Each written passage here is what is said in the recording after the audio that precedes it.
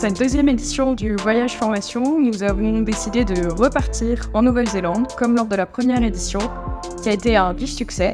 Et donc, nous avons reconduit cette destination et avons réussi à constituer un groupe extrêmement diversifié, extrêmement motivé.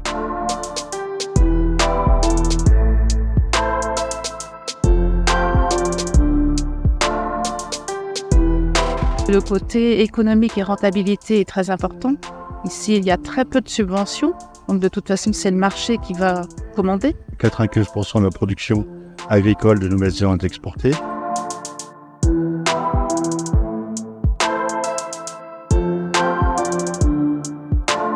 Un esprit entrepreneurial assez marqué. Ils ne se posent jamais la question de comment est-ce qu'on va pouvoir écouler ce qu'on produit. Ils sont vraiment à l'écoute de ce que veulent les clients et les consommateurs. La transformation évoque les besoins citoyens et quelque part, les agriculteurs se mettent en position de réponse. Ils ont une production assez diversifiée. Ils ont un cheptel, évidemment, un cheptel laitier très important. Ils ont aussi un cheptel allaitant qui n'est pas négligeable, avec des races qui sont surtout anglo-saxonnes, de l'Angus avant tout, de l'Hereford et puis pas mal de programmes de croisement.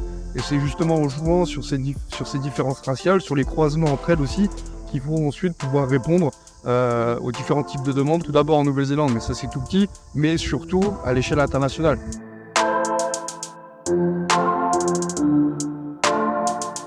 La notion de bien-être animal, par exemple, elle est complètement acquise aujourd'hui. 80 ou 90% des animaux qu'on a pu croiser autour de ce séjour sont des animaux qui sont élevés en plein air. On voit vraiment qu'ils cherchent à valoriser au mieux leur herbe, donc en venant pâturer une herbe vraiment de qualité optimale, donc avec du pâturage tournant, et aussi d'autres méthodes comme de l'herbe sur pied qui vont pâturer plutôt en été, ou alors ils vont essayer de se diversifier aussi sur d'autres cultures pour l'hiver, comme par exemple les navets, les betteraves ou les choux.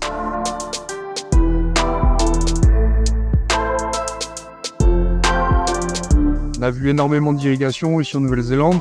Ils commencent seulement à se poser des questions sur la régulation, sur les nitrates, sur la pollution bactérienne, etc. On nous a dit régulièrement, ici la norme c'est 11,3 ppm. Pour beaucoup, on y est, mais on peut faire mieux. Alors ici, le taux des nitrates minérales est à 190 unités. Donc c'est énorme par rapport à ce qu'on peut avoir en France. Mais c'est la norme maximum. Toutes les exploitations ne sont pas à ce niveau-là et on sent qu'ils veulent réduire, mais sans réduire forcément le potentiel des exploitations.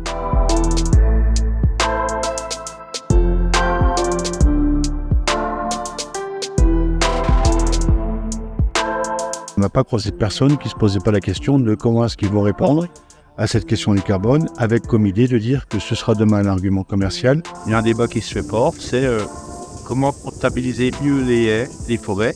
Ce sera des haies classées avec des superficies minimum. Et donc je pense que pour nos collègues producteurs néo-zélandais, les choses avancent.